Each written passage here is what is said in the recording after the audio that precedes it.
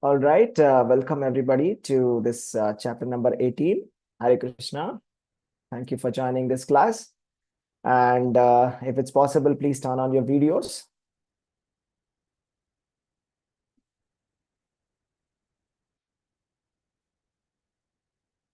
Okay, let us begin with darshan. So Jagannath Baldev Subhadra Mai ki jai, Nitai Chaitanya ki jai, Parshuram Bhagwan ki jai, Vaman Dev ki jai, Giri Govardhan ki jai. Om Ajnanatimirandhasya Jnananjanashalakaya Chakshurunmilitam Yena Tasmai Shri Gurave Namaha. Nama Om Vishnupadaya Krishna Prasthaya Bhutale Srimate Bhakti Vedanta Swamin Iti Namine. Namaste Saraswate Deve Gauravani Pracharine Nirvishesha Shunyavadi Pasyatya Deshatarine. Jai Shri Krishna Chaitanya Prabhu Nityananda Shri Advaita Gadadhara Shri Vasadi Gaura Bhakta Vrinda. Hare Krishna, Krishna Krishna, Hare Hare, Hare Rama, Rama Rama, Hare Hare. Hare Krishna. So this chapter is dedicated to His Divine Grace, A.C. Bhaktivedanta Swami Prabhupada, founder Acharya of the International Society for Krishna Consciousness. Srila Prabhupada ki jai.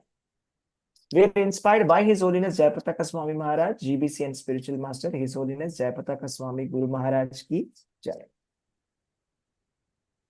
Okay, so this is the chapter number 18, the conclusion, also called as the perfection of renunciation, and we have divided it into two parts. This is the part 1 of chapter number 18, the conclusion, the perfection of renunciation. Okay. So it all starts with the inquiry by Arjuna.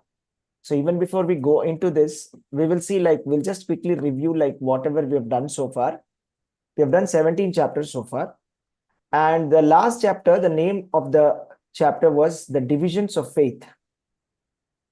Right? The question that was posed by Arjuna to Krishna was that, what about those people who do not follow the scriptures? Are they in the mode of passion or goodness or ignorance? And Krishna elaborately described about people who are in mode of goodness, passion and ignorance, how their faith is divided into. How they do different kinds of austerities, they eat different types of food, they do different types of fire sacrifices, and ultimately culminated in the Om Tat Sat. So Om Tat Sat is the devotional sacrificial offering for Krishna. So whatever you do, you offer it for Krishna, that is Om Tat Sat. And chapter number 18, Arjuna starts with an interesting inquiry about renunciation. Let us see what that is. Anybody would like to read this shloka? Shall I read? Yes, go ahead, please. Om Sri Krishnaya Paramatmane Namaha. Ashtadashodhyayah Moksha Sannyasa Yogaha. Arjuna Vacha Sannyasa Mahabaho Tattvamichami Veditam Tyagasya cha Rishikesha Pradakeshina Shuddhana Pradakeshina Shuddhana. Translation. Arjuna said, O mighty armed one, I wish no one understand the purpose of renunciation and the renounced order of life. O killer of the Kelly demon, Keshi demon, matter of the senses, master of senses. Master senses. Right. Okay. Thank you, Prabhu. Let us read the next verse also. Sri Bhagavan Vacha. Anybody want to read this? 18.2.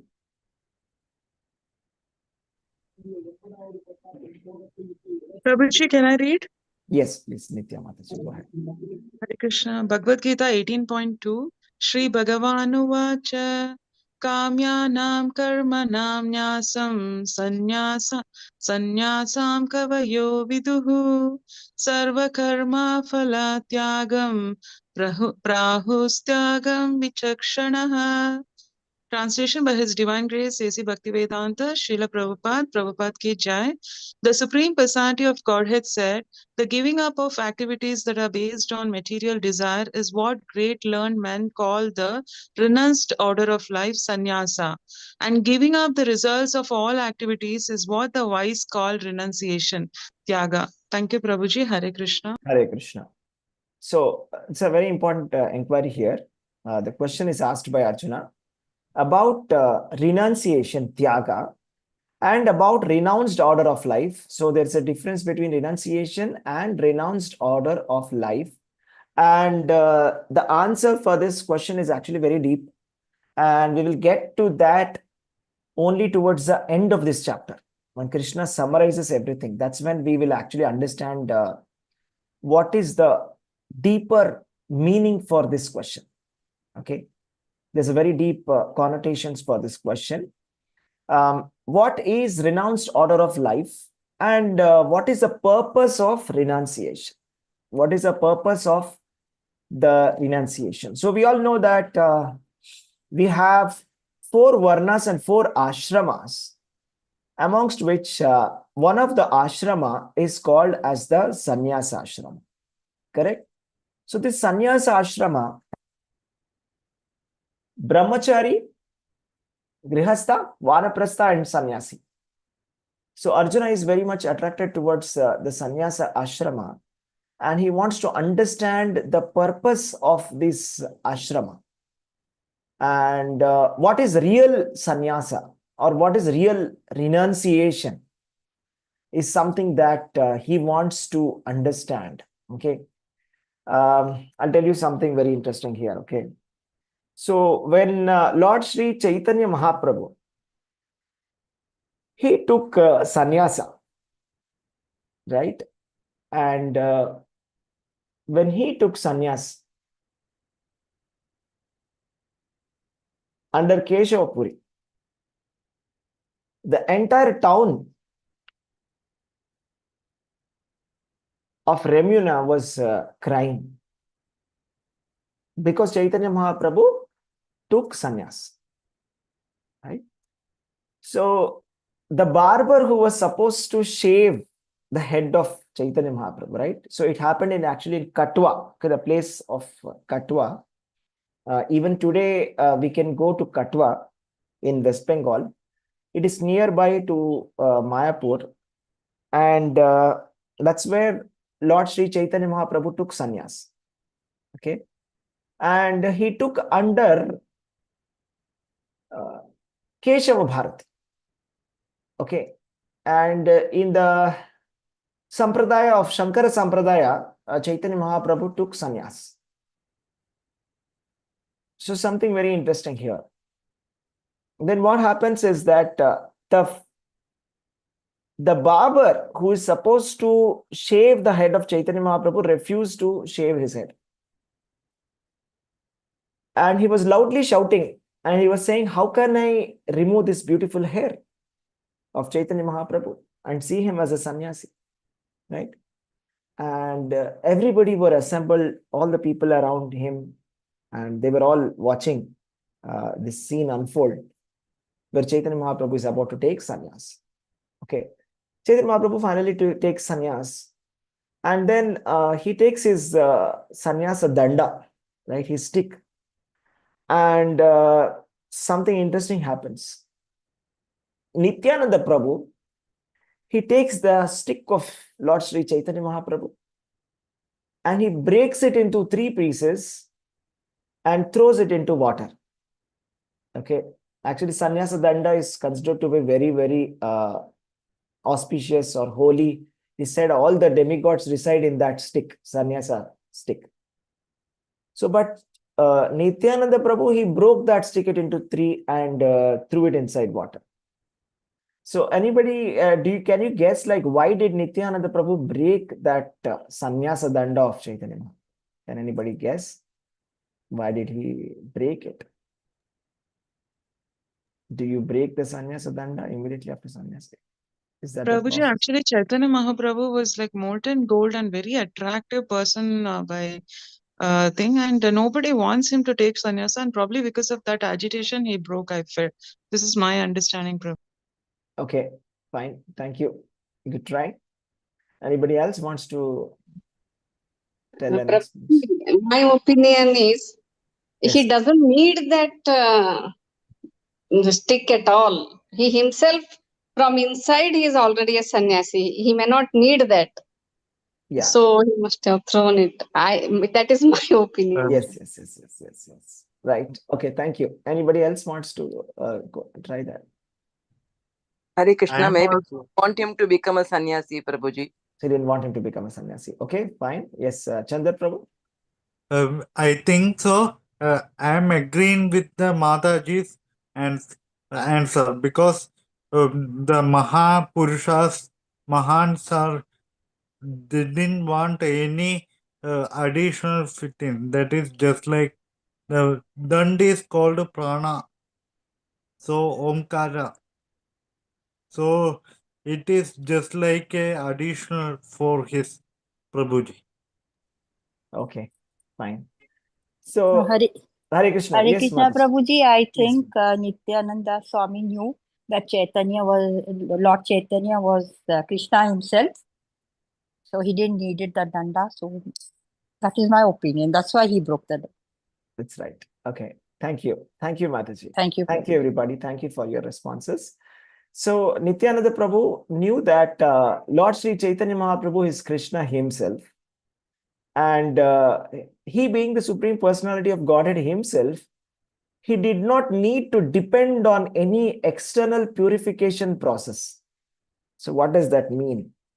Sannyasa is an ashrama, just like how we have brahmacharya, we have vanaprastha, we have grihastha. It is one ashrama which is meant for purification. The purpose is purification, right?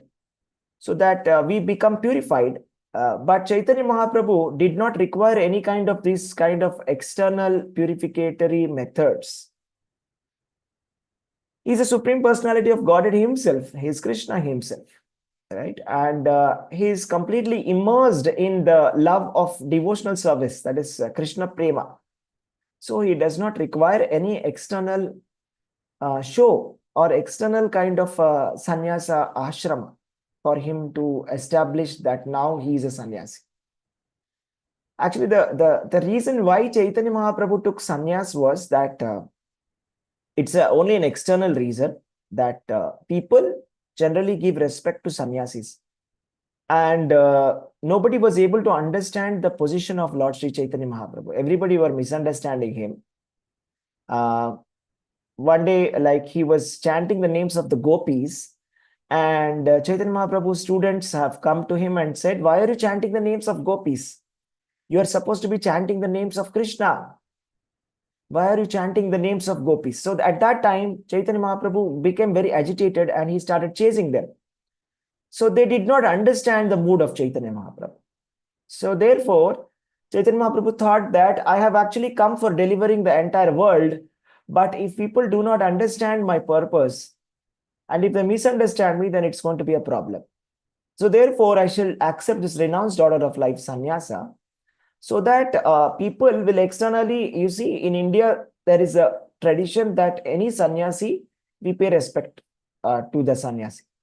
So at least out of respect for the sannyasa ashrama, people will pay obeisances to him and then they will get the Krishna prema. That's why Chaitanya Mahaprabhu took sannyasa, but he did not need any kind of external sannyasa for his purification. He is himself Krishna. So in this shloka, Arjuna is asking a question, and he is referring to Krishna in two words, Rishikesha and Keshi Nishudana. Rishikesha means master of senses, and Keshi Nishudana also mean Keshava. Keshi is a demon. It's like a donkey demon, right? Keshi.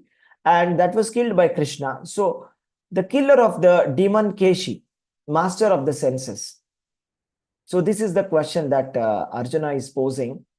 two distinct subject matters of Bhagavad Gita, Tyaga and Sannyasa. Tyaga means renunciation. Sannyasa means renounced order of life. Okay. So why is he saying Keshi Nishudana? Because he has got a question which is like a demon. So, oh my dear Krishna, you have killed the demon Keshi. Now you please kill this demon, which is like a doubt in my head. And now Krishna is answering that giving up of activities that are based on material desire is called as the sannyasa order of life. So we have, like I said, we have 4 ashramas: Brahmacharya, Vanaprastha, Grihastha and Sannyasa. The Sannyasa ashrama externally rejects all the activities which are materially motivated, which are based on material desire. So if you see, Grihastha is the exact opposite of Sannyas. So a Grihastha gets married, accepts a wife and procreates children and accepts property and does some business and earns money and engages in sense gratification. Whereas a sannyasi is exactly the opposite. So he is in the Nivrutti Marga. Nivrutti Marga means cessation. Pravrutti means procreation. And Nivrutti is the opposite, right? Bringing an end to material desires. So any activities which are based on family life, sannyasi gives up. And Tyaga is something deeper than sannyasa. Sannyasa is external dress, or you can call it an external ashrama. Tyaga is more deeper than that. It is actually giving up of all the results of all the activities. Externally, a person can be a sannyasi, but internally may not have given up all the results of all the activities. But one who is able to give up the result of the activities, he is a true renunciate, not somebody who is just externally wearing a saffron dress. Right? So now the next question comes, whether what kind of activities must be given up. Right? So there are some people who say that every kind of fruitive activities must be given up because they are all faulty. But then there are some people who say that, yes, all the activities are faulty because there is some amount of impurity in every activity, but there are 3 activities which should never be abandoned. What are the 3 activities? Yajna, Dana and Tapasya. Yajna, Dana and Tapasya. This should never be abandoned. And now Krishna is saying, I shall tell my judgment about this matter. Right? Krishna is going to talk about his judgment. And let us see what is Krishna's judgment about this confusion. Whether there are some activities that should be given up by the sannyasis or some activities should never be given up. Okay, let us see that. Anybody wants to read this sloka? 18.5. Please. Kalyani Mataji, you wanted to read? Hare Krishna Prabhuji. Yes, Mataji. 18.5. Yajnadana tapah karma natyajam karyameva tat yajnodanam tapaschaiva pavanani manishinam. Translation by His Divine Grace Srila Prabhupada ki Jai. Acts of sacrifice, charity and penance are not to be given up. They must be performed. Indeed, sacrifice, charity and penance purify even the great souls. Thank you, Prabhuji. Hare Krishna. Hare Krishna. Thank you, Mataji. So even if somebody is on the renunciation platform, that is a sannyasi also, must not give up these 3 activities. Here it's given clearly. Yajna, Dana, Tapa. Because they purify, even the great souls also get purified by doing this, performing this Yajna, Dana and Tapasya. Right? So sometimes you see, there is a question, should a sannyasi who has given up his family relationships encourage the marriage ceremony? This is a question, right? We know that Srila Prabhupada, he was a sannyasi, correct? He was like a renunciate. He is complete renunciate. He was a grihastha before. He had a wife and he had children, but he renounced everything and he became a sannyasi. He used to stay in Vrindavan, right? But then when he went to the West, we also see that he had encouraged his disciples to get married. Those unmarried disciples, he said, you should be in a marriage relationship, or you should be either a brahmachari or in a marriage relationship, not in between, not like boyfriend, girlfriend kind of a thing. It's not allowed. So he himself encouraged vivaha yajna, that is marriage ceremonies. So some people started criticizing, saying that how is it that Prabhupada is a sannyasi and how is he encouraging the vivaha yajna, the marriage ceremony? So for that, Prabhupada is writing in the purport here, saying that vivaha yajna should be encouraged even by persons in the renounced order of life. The sannyasi should not associate with women, but that does not mean that one who is in the lower stages of life, a young man, should not accept a wife in marriage ceremony. All the prescribed sacrifices are meant for achieving Supreme Lord. Therefore, in lower stages, they should not be given up. Similarly, charity is for purification of heart. If charity is to be given to suitable persons, it leads to advanced spiritual life. So what this basically means is, for a sannyasi, association of the woman is strictly prohibited. And Lord Sri Chaitanya Mahaprabhu very strictly showed this principle. So strict that he never used to allow solitary talks with any woman. Any lady disciples where you wanted to meet Sri Chaitanya Mahaprabhu directly, he never met them in isolation, right? And to such an extent that he used to be very, very, very strict with women. So, but that doesn't mean that those people who are not sannyasis, they should also not be encouraged from getting married. No, that's not the purpose of Bhagavad Gita. The purpose of Bhagavad Gita is Vivaha Yajna is meant for human welfare, right? Why should people get married? Right? That's why it's called Kalyana. Kalyana means, actually, Kalyana means welfare, human welfare. There is welfare. It is meant for regulating human mind so that people may become peaceful and they advance spiritually. That is the purpose of the human, Vivaha Yajna, institution of marriage, that is originally given by Krishna. And for the sake of purification of heart, we must not give up this marriage ceremony.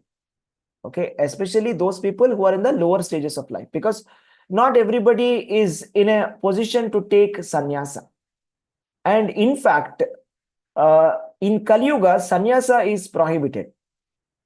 It is not meant for ordinary people. Unless somebody is very strict and very sure that that person will never fall down from his position and get married again, he should not accept sannyasa. Okay, particularly in Kali Yuga, because it's very difficult to keep up the vows of sannyasa. They're very strict and very formal and very difficult also. All right. So therefore, the conclusion is Krishna is saying these activities, right? Yajna, dana, and tapasya, they're meant for our purification. We shall not give them up. Sacrifices, Vivaha Yajna is one of them. We should not give up Vivaha Yajna for common people.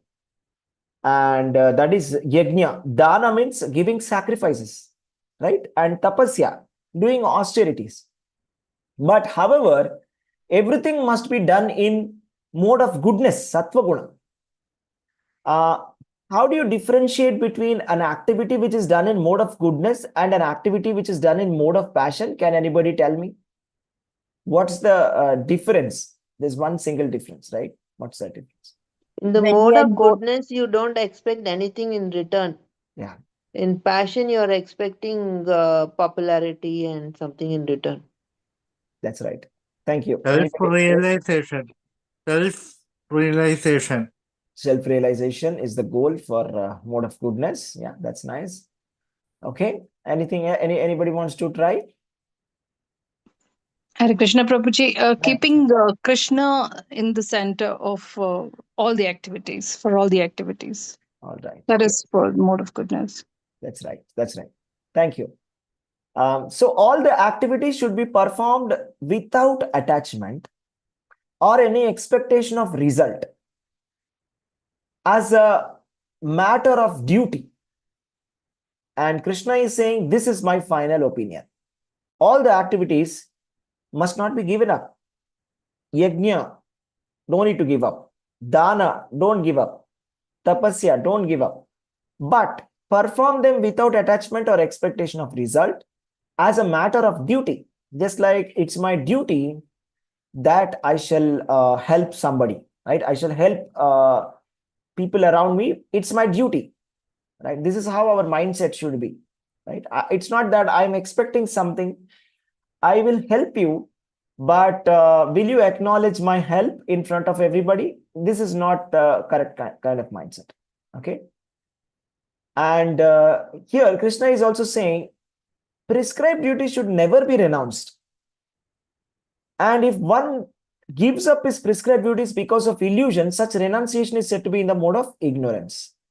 So now Krishna is classifying renunciation in the three modes of material nature. Because sometimes we also see that there are some Babajis who are there in the holy places. If you ask them, why did you come to this place? They say that, you see, I fought with my wife. My wife was angry with me and she said, you are a useless person. So that's why I became very upset and I came out of the house. See, even that happens. So that kind of renunciation is not in the mode of goodness. And that can be in the mode of ignorance as well, right? So that is prescribed duties should never be given up out of bodily discomfort. So if we give up out of illusion, that is called mode of ignorance. So let us say that there is a police officer who's supposed to be giving protection, okay? And we see this in the movies, right? You know, somebody comes for protection and the police officer is not right to do the duty. He's not right to write the FIR, okay? Sometimes because maybe he's drunk. That is mode of ignorance. And maybe because he doesn't want to write FIR now because he's tired. He just wants to relax. He doesn't want to get into writing any kind of FIRs now. So I don't want to write. Or maybe he doesn't want to get into trouble with some politician. That's mode of passion. So giving up prescribed duties as a troublesome or out of fear or bodily discomfort is mode of passion. Now let us see. But there is also something called as renunciation in the mode of goodness. Let us see what that is. That is interesting. Generally, we talk about the negative examples, mode of passion and mode of ignorance. This is definitely discouraged. Krishna is also discouraging. Do not give up your prescribed duties due to illusion. I mean, you gave up your activities because of some illusion that somebody said, if you give up, you get something. So therefore you did it. It's out of illusion. Out of passion, I mean, I'm feeling I'm tired. I don't want to do this. So I'll not do it. I'll not do my prescribed duties. That's mode of passion. Mode of goodness, there is something called as mode of goodness. Renunciation is the mode of goodness. Performing prescribed duty because it is supposed to be done. Renouncing material association and attachment to the fruit. This is a mode of goodness renunciation. Are you understanding the difference? The difference is here you're not actually giving up the activity. You're only giving up the attachment to the fruit.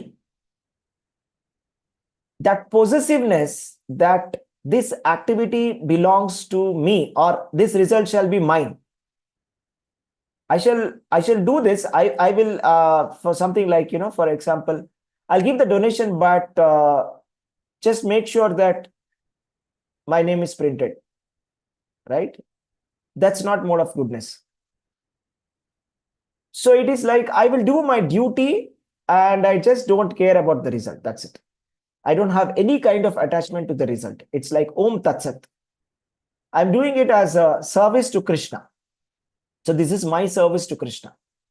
So I will do my prescribed duties. So everybody doing their own prescribed duties, just like the army officer standing on the border, security force is ready to fight a war, but provided he's actually not interested in anything like, fame. I mean, am I going to get an award? Am I going to get a reward? Are they going to give some kind of extra benefits to my family? Then I shall fight. No, I shall just do my duty. That's it. That is called real renunciation. So Krishna is telling to Arjuna to be in this mode of goodness, performing prescribed duty because it is supposed to be done. Here Arjuna is a Kshatriya, very important dharma, Kshatriya dharma, right? The word Kshatriya comes from the word Kshata. Kshata, it means causing pain or causing wound. A common man is dependent on a Kshatriya for protection, right? Time and again we have seen so many riots have happened within our country itself, right? And so many common men, they were troubled, tortured, and inconvenienced, right? Because of lack of protection. So if a Kshatriya fails to give protection, a common man suffers, right? So therefore here Arjuna is the Kshatriya. He is standing in between two armies, right? In a proper war, right? And where Krishna is saying you have to fight. It's a proper dharma yuddha, where it is very clear that Arjuna is just simply supposed to be fighting for the sake of pleasing Lord Vishnu. You see, how can Lord Vishnu be pleased by fighting? Yes, Lord Vishnu can be pleased even by that. If everybody were to do their duties perfectly well, Lord Vishnu becomes pleased. That's the purpose of this Varnashrama Dharma. Varnashrama acharavato pumsaha Vishnur aradhyate puman. Vishnu Purana says the purpose of all the dharma which is given in the Vedas, right? Whether it is convenience or inconvenience to our body, the purpose is we shall please Lord Vishnu by doing this activity. Just like Vrittasura was a demon who came from the sacrificial fire. And his purpose was to fight against Indra. And he was a great devotee as well, Vrittasura. And when Indra came face to face, he started fighting with Indra. And then he said to Indra, come, let us fight and let us please Lord Vishnu. Because when we fight, Lord Vishnu will be pleased. How can God be pleased when people fight? Difficult to understand for us to understand. But Lord becomes pleased when we just do our duty without expectation for results. That's it. So whatever duty you have, you just do it without giving it up, right?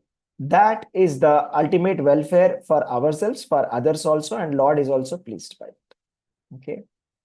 But if somebody gives up out of ignorance, gives up prescribed duties, out of illusion, out of bodily discomfort, that's not good. Right? That's not good.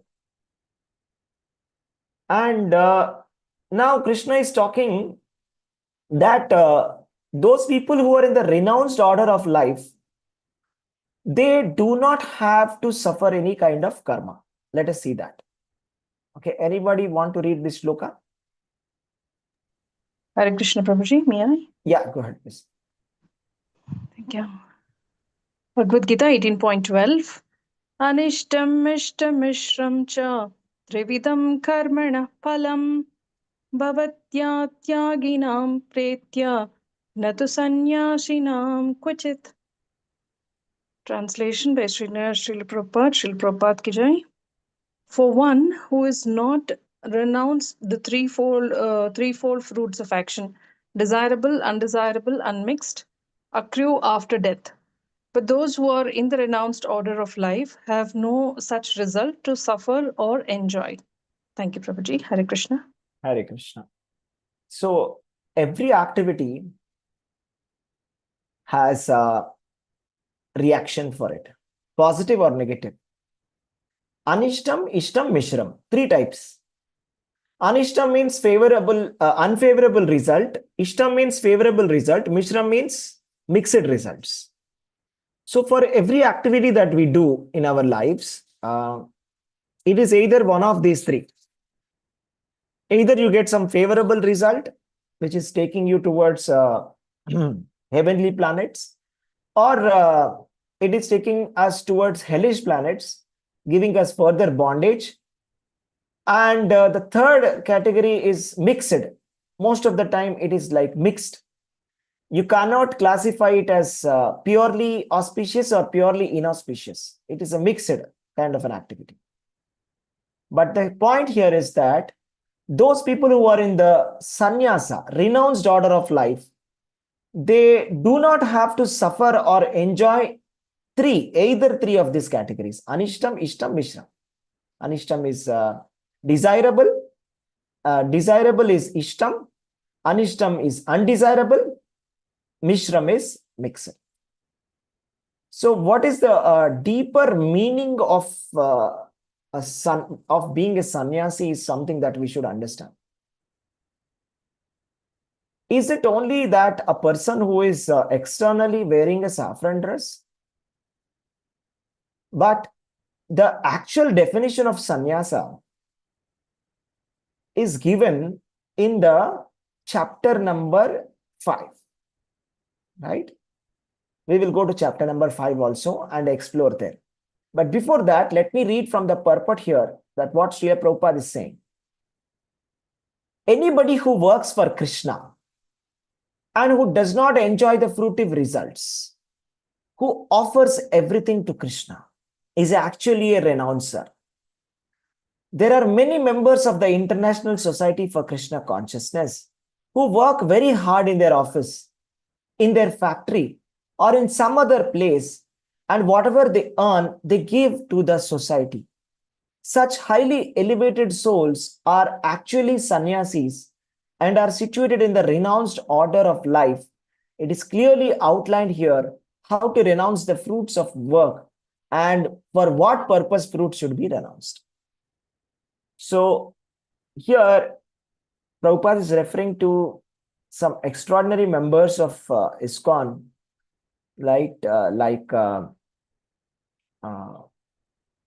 very famous example, Jayananda Prabhu, right? How many of you heard about Jayananda Prabhu? Just raise your hands. Heard about Jayananda Prabhu?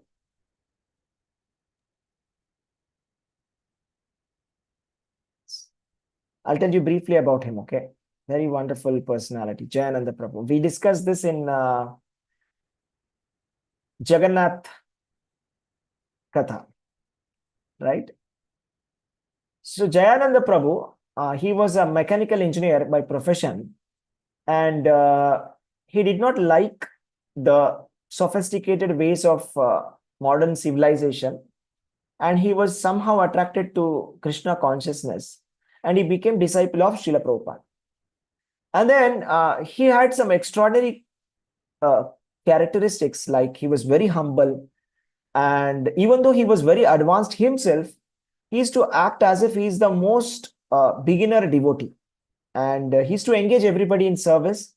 And something very special about him was that he used to work for the temple full time. Apart from that, he used to be driving a taxi. He was driving a taxi, and whatever money he earned, the entire amount completely, without even storing one penny, is to give it to Prabhupada. And he used to say, Prabhupada, all this is for you. So Prabhupada used to be very pleased that this Jayananda, he is driving the taxi full time. Whatever money that he gets, he is using for paying the bill for the temple, ISKCON temple, for the sake of his guru. Completely. He's not keeping anything for himself. I'll tell you something very interesting. Later on in his life, he develops cancer, Jayananda Prabhu. And the money that was allocated for medicines for his cancer treatment, Jayananda Prabhu, he donated that money also to Prabhupada. He said, I don't want any treatment. I just want to give everything away for you. So this is the perfect mood of renunciation, you see. It's not about wearing a sannyasi dress or wearing a sannyasa danda. That's not necessary. So that surrender towards Krishna, surrender towards Guru is what is the real renunciation. Okay. So for such a people, there is no result to suffer or enjoy.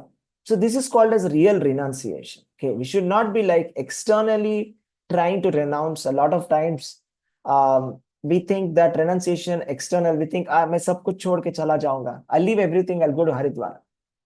But that's not enough. That's not what Krishna is saying. Real renunciation is much deeper. Okay, just like how we are reading in this, Prabhupada writing and saying, the many members of International Society of Krishna Consciousness who work very hard in their office or in their factory or in some other place, and whatever they earn, they give it to the society. Such highly elevated souls are actually sannyasis, and they are situated in the renounced order of life. And we'll see the next shloka. Okay. And Prabhupada is writing, a person in Krishna consciousness acting in knowledge of his relationship with Krishna is always liberated. Therefore, he does not have to enjoy or suffer the results of his acts after death. So we have to understand what Krishna is saying, the inner meanings of what Krishna is saying. I'll show you some shlokas from the chapter number 5, and it will become much more clear, right? And you will be able to appreciate this much better. Let's see. Let's go to chapter number 5. So here is chapter number 5. Karma Yoga, action and Krishna consciousness. So Arjuna is confused. This is in chapter number 5, where Krishna introduced the concept of renunciation. And Arjuna is asking a question. Oh Krishna, first of all, you ask me to renounce work. And then again, you recommend work with devotion. Now, you kindly tell me definitely which of the two is more beneficial. This is the important, pertinent question. Okay. Krishna is saying, act in knowledge. And Krishna is saying, act, fight. So Arjuna is confused. Should I be renouncing my work, or should I be acting with devotion? Then Krishna is replying, the personality of God had replied, the renunciation of work and work in devotion are both good for liberation. But out of the two, work in devotional service is better than renunciation of work. Let's see the shloka. Shri Bhagavan uvacha sannyasa karma yogascha nishreyasa karavubhav tayostu karma sannyasat karma yogo vishishyate. Tayostu karma sannyasat means among the two, karma sannyasat karma yogo vishishyate. Karma yoga is better than karma sannyas. To act in devotional service is better than renunciation of work. And who is a real renunciate? One who neither hates nor desires the fruits of activities is always said to be renounced. Such a person, free from all dualities, easily overcomes the material bondage and is completely liberated. So, and another interesting thing here, Krishna says, merely renouncing all activities and yet not engaging in devotional service of the Lord cannot make one happy. But a thoughtful person engaged in devotional service can achieve supreme without delay. So here is the thing. One who performs his duty without attachment, surrendering the results unto the Supreme Lord, is unaffected by sinful reaction as the lotus leaf is untouched by water. Okay, are you understanding what is Krishna trying to say? Okay, what is your realization from this? I want to hear from you.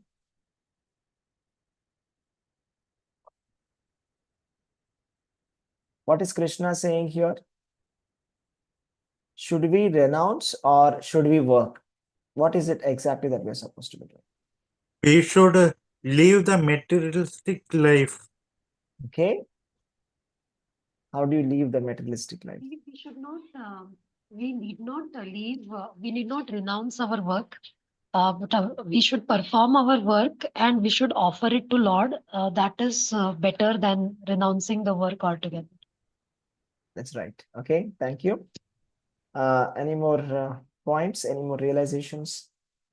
Hare Krishna, Prabhuji. Hare Work with Krishna. devotion and expect no results. Everything you do in the name of Lord Krishna.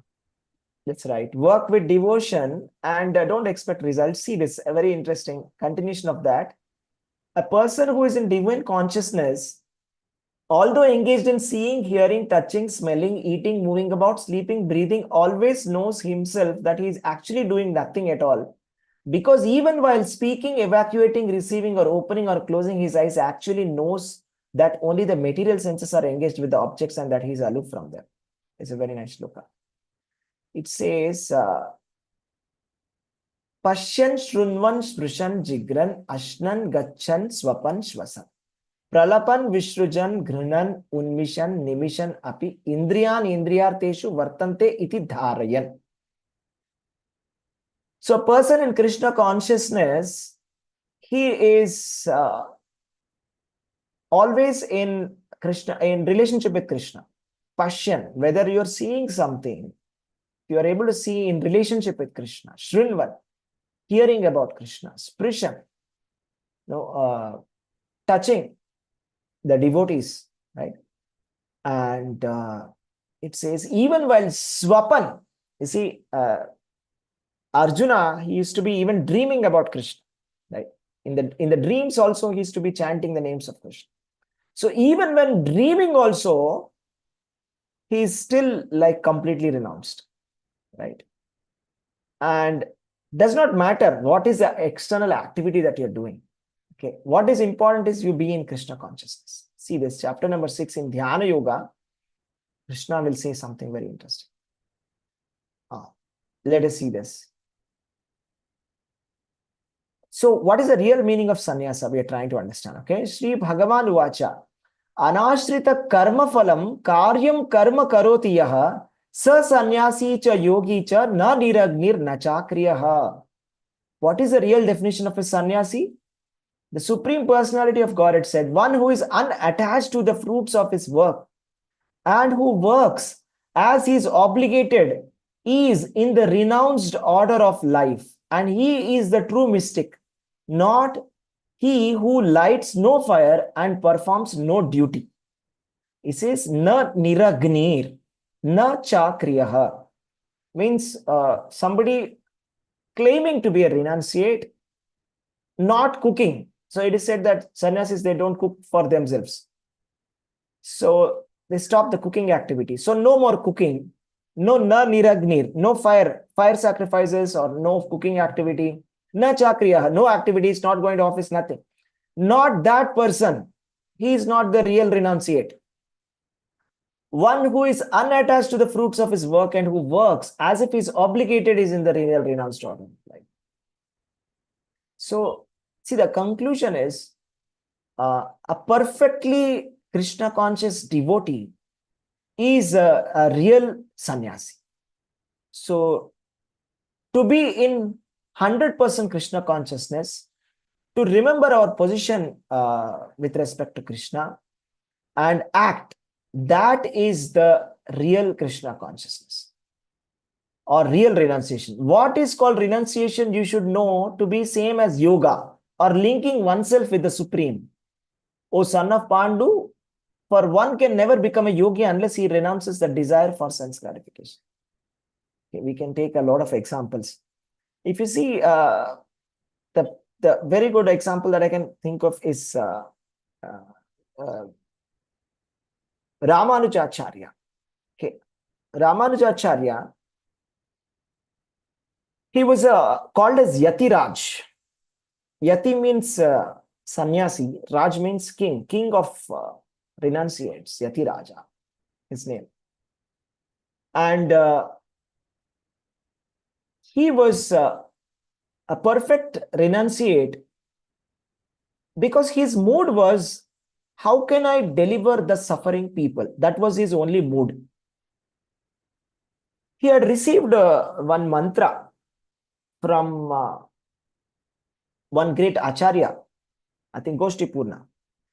And for getting that mantra, he had to travel to Kanchipuram 18 times by foot. And when his guru was about to give the mantra, he said, please remember, this is a very powerful mantra. And this can liberate you. And never give this to somebody who is not having the qualification. That is my instructions. And Ramanujacharya, after he took the mantra, he was chanting the mantra. And he saw that the common people were suffering a lot from various kinds of material miseries, birth, death, old age, and disease. So he was very much moved out of compassion. So one day he decided that he will stand up in the first floor and he called everybody. He said, everybody, please come here. And then he said, everybody assembled. And then he started saying, I'm going to chant a mantra. I want all of you to very attentively hear this mantra and repeat after me. Because if you're all going to repeat this mantra, you're all going to get liberated forever. You will never be again having material miseries in the next life. So this is a very special mantra, very secretive mantra. Repeat after me. And he repeated that mantra. And when his guru got to know that he did like this, he was very furious. He said, Ramanuja, what have you done? You're going to go to hell. You are going to go to hell because you have violated my instructions. So you're going to go to hell. So then Ramanujacharya asked his guru, but my dear guru, you said that whoever chants this mantra will go back to Godhead. Yes, they will go back to Godhead, but you will not. You have violated my instructions, therefore you will be rotting in hell. Then Ramanujacharya said, it's okay if I am going to hell, no problem, one person. But thousands of people are going to be liberated. Right? So this is the mood of Ramanujacharya. That's why it's called Yatiraj. So this is, the great souls are always working towards the benefit of others. Right? So this is called real renunciation. Right? Giving up, that's what Krishna is saying, that there may be some people who are artificial renunciates, who are giving up everything, but not engaged in devotional service. That's not useful. Okay. You should be engaged in devotional service, right? In the beneficial activity for everybody. That is the real renunciation. That's the real purpose of renunciation. Such people have no result to suffer or enjoy. And there are 5 reasons that Krishna explains as per the Vedanta. The place of action, there are 5 factors of action. The place of action, the performer, the various senses, many different kinds of endeavor, and ultimately super soul are the 5 factors of action. Okay, what are the 5 factors of action? So first one is the place of action. So if you are doing an action, the body is the first cause for this action. Second cause is the various senses which you have used.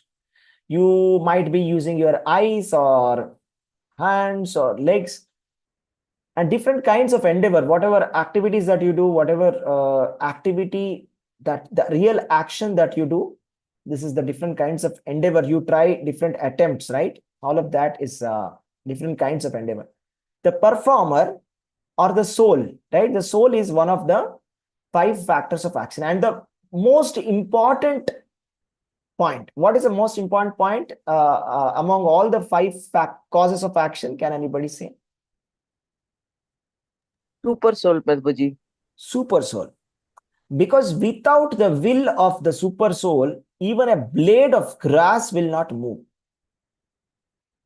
So whatever is happening in this world, whether we may like it, we may not like it, we may understand it, we may not understand it, everything is directly under the supervision of the super soul. Without super soul's permission, not even a blade of grass moves. So we may be surprised, like why does it happen, right? Sometimes we see that, there are some people who are killing each other, riots also happening. It's possible.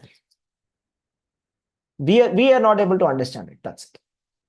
Because when the Yadavas, right, Krishna's family, they all fought with each other and they killed each other and they died, right? So at that point of time, Shukadeva Goswami said, if some people are protecting each other, or if some people are killing each other also, everything happens by the will of the Supreme Lord. Without the will of the Supreme Lord, nothing can actually happen. So it's like man proposes, God disposes. But we may not be able to understand how this action has been sanctioned. It is beyond our understanding, our capacity of understanding. It's beyond our capacity of understanding why certain things are happening in a certain way. We are not able to understand it. But what is very important to understand is like we feel very independent. We feel that we feel sometimes we're proud about ourselves that there's no God like that. But Srimad Bhagavatam says, even if you have to wake up from your bed, you need super soul.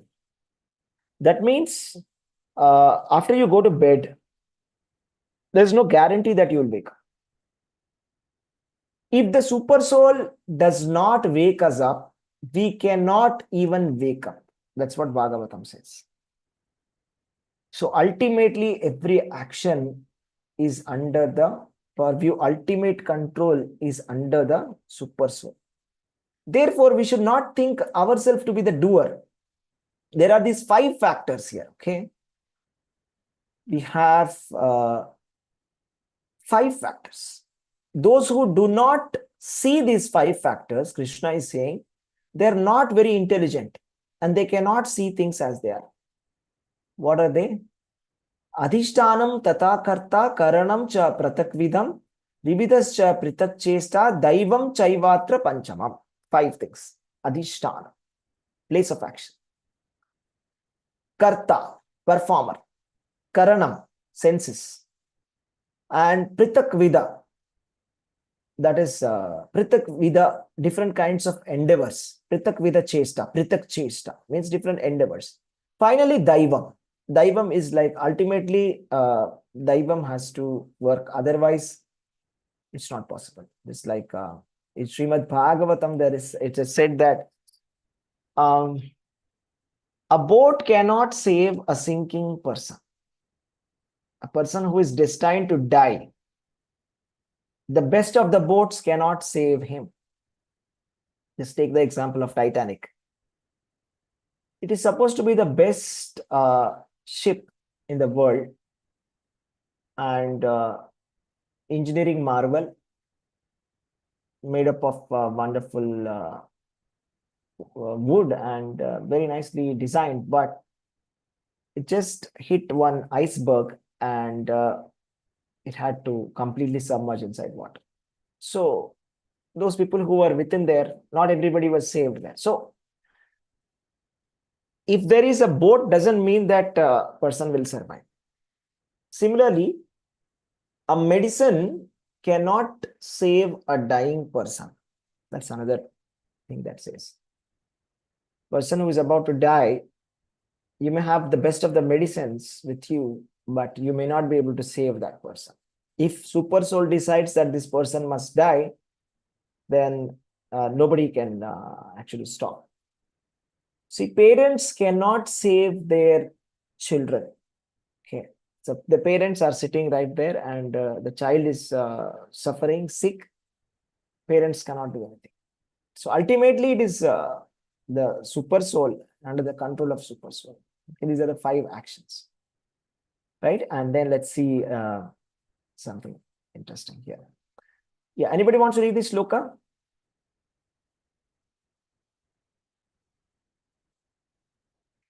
Eighteen point 18. Hare Krishna, Prabhuji. Hare Krishna. Yeah. Shall I read? Yes, please. Jnanam neyam parijanata trivida karma chodana karanam karma karteti trividaha karma sangragaha. Translation by Divine Grace Srila Prabhupada. Srila Prabhupada ki jai. Knowledge, the object of knowledge, and the knower are the 3 factors that motivate action. The senses, the work, and the doer are the 3 constituents of action. Hare Krishna, Prabhuji. Hare Krishna. There are 2 things that are being said here. Thank you, Mataji. First one is karma chodana. Karma chodana means that is motivation for action. The 3 motivations for action. Why do we act? First of all, this is a fundamental question. And what are the 3 constituents of action? So the 3 factors that motivate us is, first motivation is the jnana, knowledge. Second motivation is the object of the knowledge, that what are we learning about. And parijnata, that is the knower. So any activity that we do, we perform it only when these 3 things come together: the knowledge, object of knowledge, and the knower. And for the activity itself to be performed, we require 3 things: karanam, karma, karta. Trivida karma sangraha. So to any kind of action to take place, you require karanam, senses. Without senses, you cannot act. Karma, the work itself is required. Karta, the doer is also required. Otherwise, you cannot act. And now let us see the knowledge in 3 modes of material nature. Krishna is explaining here. 3 modes of material nature. Sometimes people ask, jnana also can be divided into 3 modes of material nature? Yes. Jnana is also in 3 modes of material nature: Satvika Jnana, Rajasika Jnana, and Tamasika Jnana. Very important one. Anybody wants to read this translation, this table for, please?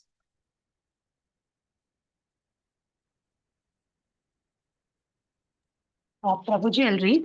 Yes, please, go ahead. Yeah, in the mode of goodness, the knowledge is one undivided spiritual nature is seen in all the living entities. In the mode of passion, in every different body, there is a different type of living entity. And mode of ignorance, one is attached to one kind of work as the all in all, without knowledge of the truth, and which is very meager. Confidential knowledge is that we are all spirit souls. Hare Krishna. Thank you very much. Hare Yes, so this is jnana in the 3 modes of material nature. Krishna is explaining jnana. That is knowledge in the 3 modes of material nature. So first is jnana in the mode of goodness. So Satvika Jnana, Sarvabhuteshu Yenaikam Bhavam Avyayam Ikshate Avibhaktam Vibhakteshu Tadjnanam Vidhi Satvikam. Satvika Jnana is that knowledge by which one undivided spiritual nature is seen in all living entities. Although they are divided into innumerable forms, you should understand them to be in the mode of goodness. So Bhagavad Gita, or the knowledge of Sanatana Dharma, how is it distinct from other knowledge? Other religious knowledge is like this. It is the knowledge in the mode of goodness. Why? It is in the knowledge of the mode of goodness because we see undivided spiritual nature in every living entity. We do not say that Hindus are having a different soul. And some other religions have a different soul. Human beings have a different soul. Indians have a different soul. Aryans have a different soul. Dravidians have a different. This is not the theory of Sanatana Dharma. This is not the theory of Bhagavad Gita. This is not the philosophy of Krishna consciousness. The philosophy of Krishna consciousness is everybody is part and parcel of the Supreme. Mamaivamsho jivaloke jivabhuta sanatana. Everybody is eternal spirit soul. Everybody is Sachidananda. Every living entity is a son of God. Not why only one son of God. Everybody, every living entity are sons of God. So we see that. So it is said in Bhagavad Gita that we see with equal vision an elephant, right? And a dog, and a Brahmana, and a Chandala. Everybody is seen as the same, as per the knowledge of Bhagavad Gita. Vidya Vinaya Sampanne Brahmane Gavihastini Shuni Chaina Swapakecha Pandita Samadarshinaha. A Pandita, a person who is a real scholar, not a artificial scholar, he sees that the same spiritual nature is there within that of an elephant also, and within that of a dog also, and within that of a Brahmana and a dog eater as well. It is the same spiritual nature. It is just because of the karma that they are having different body. Just the dress is different. So this is called mode of goodness. There are innumerable forms. We are not making any kind of distinction.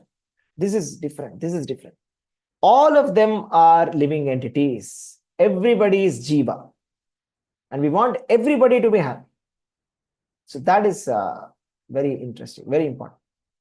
And mode of passion is something different. Mode of passion is differentiation. Prutaktveena tu yajnanam nana bhavan prutak vidhan veti sarveshu bhuteshu tadjnanam vidhi rajasam. That knowledge by which one sees that in every different body there is a different type of living entity. You should understand that to be in the mode of passion. So there are certain kind of religions which believe that if you are belonging to this religion, you are one category. If you do not belong to this religion, you are a different category of soul. But that is not mode of goodness. That differentiation is mode of passion. The fact of matter is, does not matter what religion, what kind of philosophy that you follow or believe in, anything. As long as you are a living entity, you belong to one category, Jiva. Jiva. Of course, there can be a category called Nitya Siddha, Nitya Baddha. Eternally liberated, eternally conditioned living entities. That is possible. But definitely that's not based on some kind of philosophical or subscription-based kind of a knowledge. Okay, this is not, there is no differentiation as such. Every living entity is one and the same. Right? That is mode of passion, to differentiate different types of people. Because certain religions, they say that human beings are having soul. Christianity says this. And animals do not have a soul. Why not? Why should animals not have a soul? If the symptoms are there within the animals as well, the animal also is eating, animal also is mating, animal also is sleeping, animal also is defending. Animal also has family, animal also has feelings. Why doesn't an animal have a soul? It does have a soul. Why only animals? Even the plants have souls, right? That's what Jagadish Chandra Bose said, right? Plants have life. That's the original philosophy of Vedas.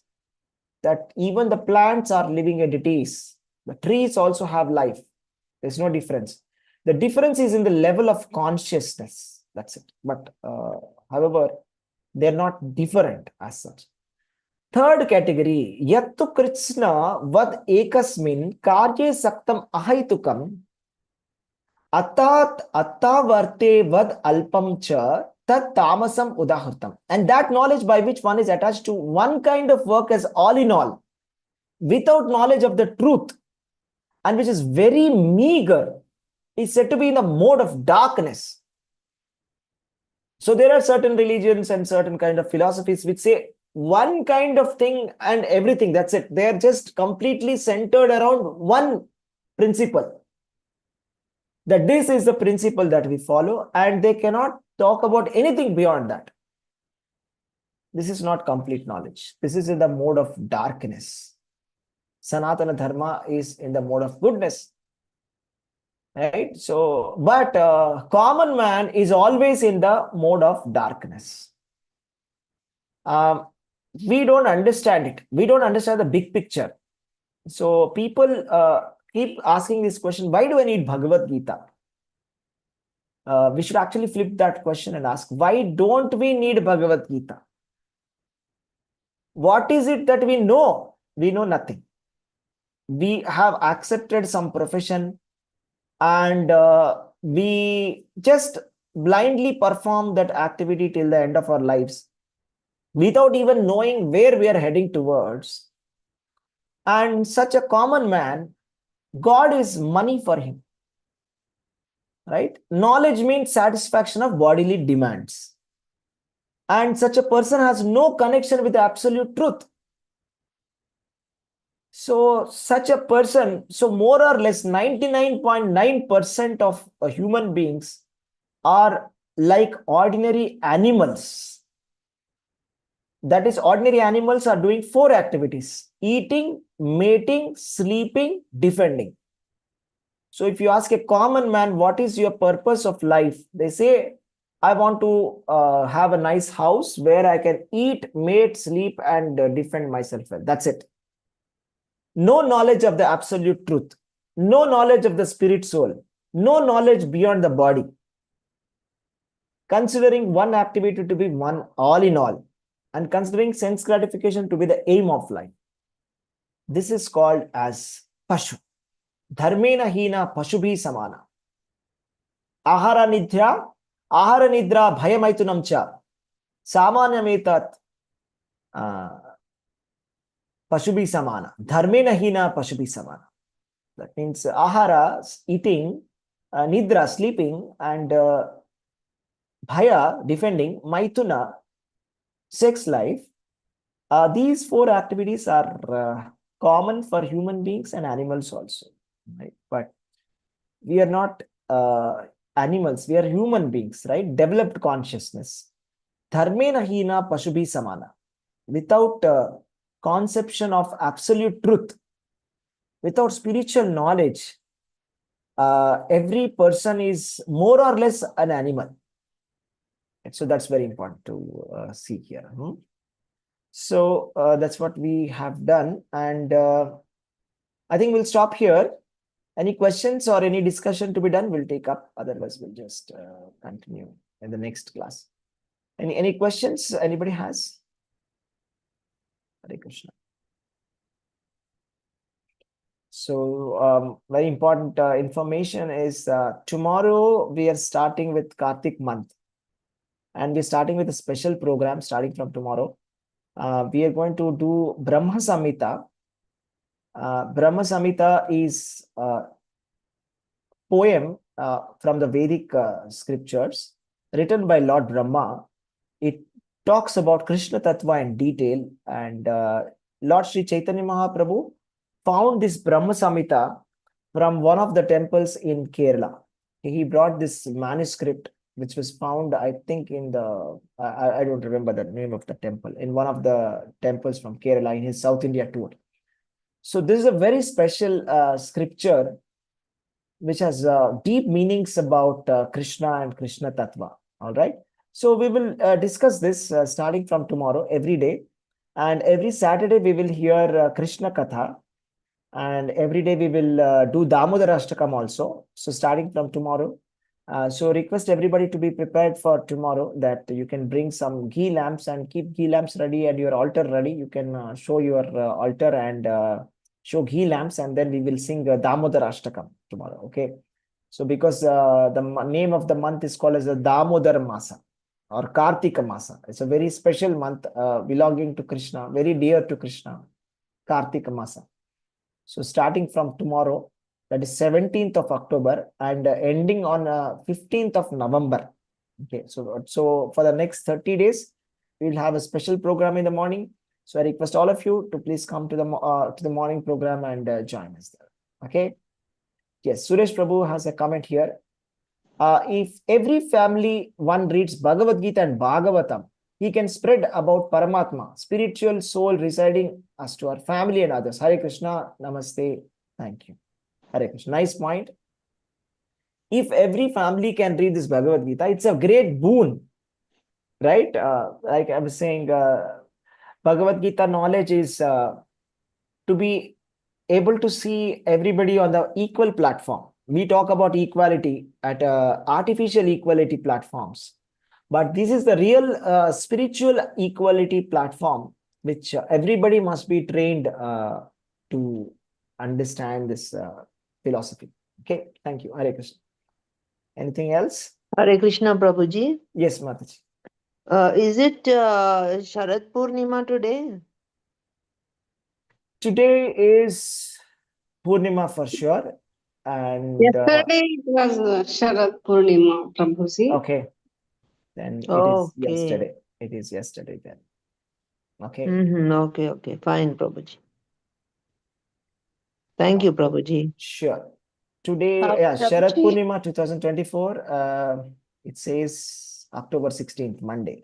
Today is Sharad Purnima. Okay. Yesterday, today, yeah, there'll be some differences in the calendar. Yeah. Yes, Mataji. Hello, Prabhuji. Yes, please. Prabhuji, I have one doubt. Yes, See, please. how much we think of Krishna or Bhagwan, anything, still the Maya pulls us, Prabhuji. So the maximum we do also, the Maya is so strong, it is unresistible. It's like that. Why? How to resist it? How to resist Maya is one nice story on that, actually. There was one story where Ashtavakra, he was demonstrating that he wanted to demonstrate why is Maya so strong. Okay. So what he did was he ran and he caught a tree. Okay. And he started shouting that, leave me, leave me, leave me. And everybody started asking him that, what happened to you? Why are you saying, leave me? You are catching that tree, right? So then he says, this is our situation. Maya does not catch us. Okay. We catch Maya voluntarily. Maya does not catch us. We go and catch Maya. We are saying Maya is so strong. So that's why Prabhupada says Maya is not strong. Our resolve is weak. We just have to make our resolution strong. So it's like this, no? Just like kids, small kids, sometimes small babies, somehow they hold a knife and the knife is there in the hand of the baby, right? What do you do next? Do you snatch it from the hand? What do you do?